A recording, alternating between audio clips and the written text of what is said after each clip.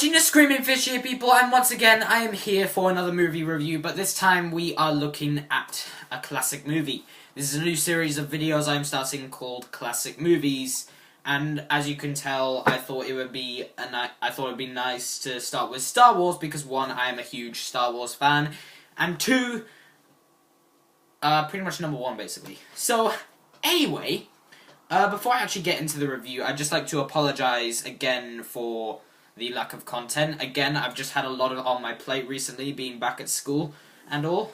And also, again, on my Injustice Theory video that I've teased on Instagram and mentioned in my last video, I'm still scripting that. That is turning out to be a much longer script than I originally thought it was going to be. But I promise you, it will be up someday. But until then, I'm just going to keep posting videos to keep you guys entertained until I finally finished it. So, without further ado, let's get into this. So now for the plot. The Imperial forces, under orders from the cruel Darth Vader, hold Princess Leia hostage in their efforts to quell the rebellion against the Galactic Empire. Luke Skywalker and Han Solo, captain of the Millennium Falcon, work together with the companionable droid duo R2-D2 and C-3PO to rescue the beautiful princess, help the rebellion, the Rebel Alliance, and restore freedom and justice to the galaxy. So, at the time when this movie came out, which was 1977, I believe, this was a movie that nobody thought was going to be good, and from what I understand, George Lucas had a particularly hard time making this movie. Not even the studio thought it was going to be good. From what I heard, a lot of the props and costumes kept breaking, and there were a lot of other issues going on during the making of this movie. So again, this was a movie that when it was being made, almost no one thought it was going to be good.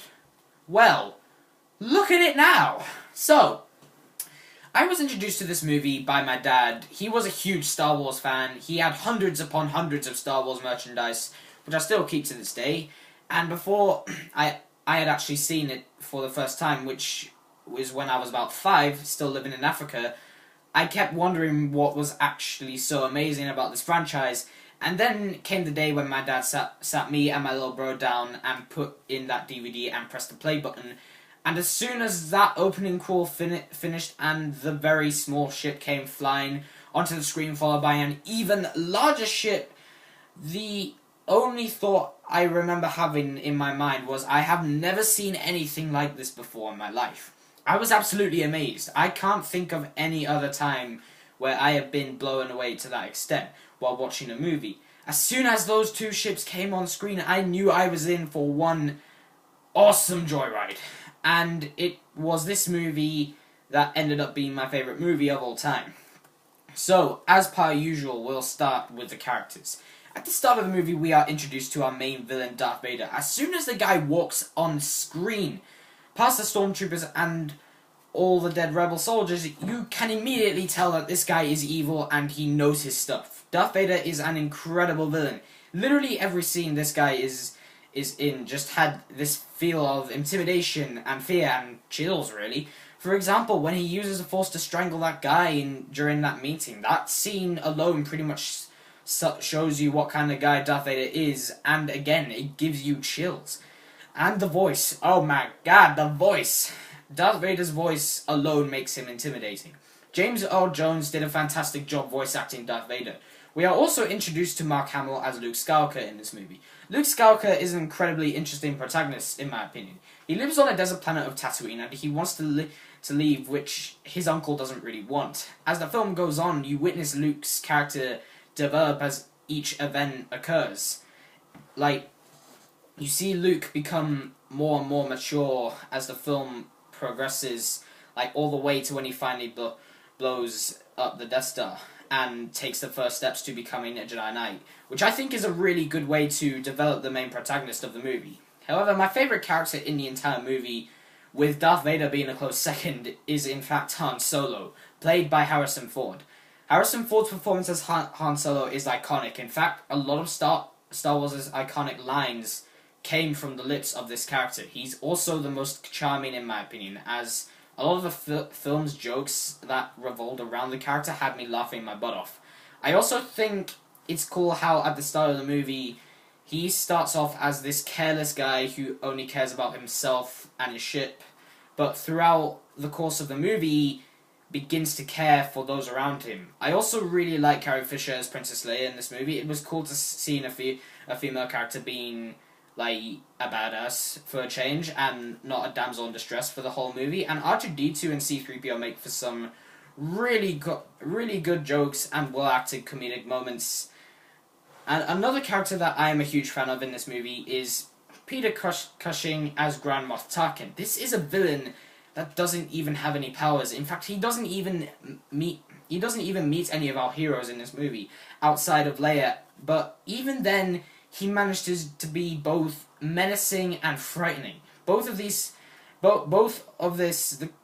character arcs are demonstrated brilliantly when he says to Leia he won't blow up Alderaan, which is her home planet, if she tells him where the location of the rebel base is. But even when Leia thinks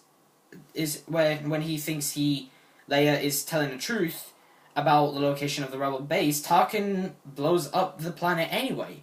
That is what I think a villain should be in these kinds of movies. Villainous, scary, menacing, and willing to do whatever it takes to do what he has to do. Grand Moff Tarkin is the living embodiment of pretty much all the things I've just said about him, basically. And Chewbacca is not only a surprisingly awesome character for someone who can't speak English instead of just pretty much roars on grunts, basically, but he even looks incredible. I mean, seriously, actor Peter Mayhew looks amazing in this costume. It looks so real. Obi-Wan Kenobi is a really cool character, in my opinion. When you first see him, he looks like a harmless old man, and then they get to the bar in Mos Eisley, and later in that scene, he saves Luke's life from criminals by cutting the guy's hand off with a lightsaber, and then you immediately know that this is not a man to be messed with. Another thing that really intrigues me more about this movie is the mythology. When Obi-Wan is talking about like when he was a Jedi Knight and the mention of the Clone Wars, I just found myself intrigued. It was really interesting and perfectly explains what a Jedi Knight is, and we get to learn more about Obi-Wan's relation to Darth Vader. And visually, this movie still holds up despite the fact that it came out almost 50 years ago. It's mainly the blaster battles and space battles that hold up incredibly well to me. Those action scenes are really thrilling and fun to watch. They are also shot superbly well with long extensive shots so you can properly see what is actually happening in the scene, which really does add to the enjoyment of the action scenes. The space battle at the end where the X-Wings are flying through the trenches avoiding gunfire is incredibly thrilling, exciting, and shot beautifully. Other effects like the twin suns on Tatooine is also incredible, and even the Death Star exploding looks awesome. The lightsaber fight in this movie I also like. While admittedly it is one of the few effects in this movie that looks incredibly dated, I still found it very thrilling simply because it was the first time we're actually seeing a lightsaber fight. But not just that, but it's also the tension between Obi-Wan, who is played brilliantly by Alec Guinness, and the tension between Obi-Wan and Darth Vader. The tension of the scene pretty much makes up for the dated choreography. All these effects still look amazing even today, and this is a movie that came out in the 70s, where computer-generated effects hadn't even been invented, and what the effects team managed to do here with practical effects and stop motion is just phenomenal. This movie also has some of those how do we get out of this situations that work remarkably well with this film's tone and story. Those particular scenes make for some really fun action scenes and at times funny moments. Not to mention this movie has plenty of iconic moments to spare. The opening battle alone is considered iconic for the time when Greedo confronts Han Solo in the canteen and they both shoot each other and Han Solo walks out unscathed. Han shot first, by the way. And seeing the Millennium Falcon jump to light speed for the first time was just mind-blowing, and for what I understand, that took at least an hour to shoot. And the Death Star, wow, the Death Star itself is an amazing achievement. When you see the Death Star blow up and blow up an entire planet, you quickly realize that this ain't no ordinary space station. It's a planet-sized weapon, and it perfectly shows that the Empire mean business. That scene where the Falcon is getting pulled into the Death Star by the tractor beam, and as the shot progresses, the Death Star just gets bigger and bigger and bigger until you actually realize how big it actually is compared to the Millennium Falcon. That's another thing this movie does that I love. It makes our heroes look small and pathetic. The Death Star has the power to destroy planets, and when you see how small the Falcon is compared to this huge space station, you just have that thought that the heroes of the movie will never be able to destroy that, which I think is a great way to set up the finale of your movie. I mean, seriously, that quote alone at the beginning just sets up all the chilliness of that scene. That's not a moon, that's a space station. I even like how they make the Rebellion itself look small. The X-Wings look dirty and not as advanced as most of the equipment the Empire had. Again, that makes the good guys look small compared to the bad guys. This movie really does do a good job with showing how much control the power the Empire actually have over the galaxy that these characters live in. So after watching this movie with my dad for the first time, I never stopped watching this movie. I absolutely was obsessed with this movie, and, well, to be fair, I still am to this day. And this movie is probably my favourite film of all time. Granted, I do think Empire Strikes Back is a better movie, but out of the entire original trilogy, A New Hope is my favourite, mainly because it's the one I first watched that really introduced me to this whole universe. So if I remember correctly, the very first film I ever watched, it was the very first film I've ever watched, if I remember correctly. And quite a few of my best memories with my dad come from this movie, as he was the one who introduced me to this movie.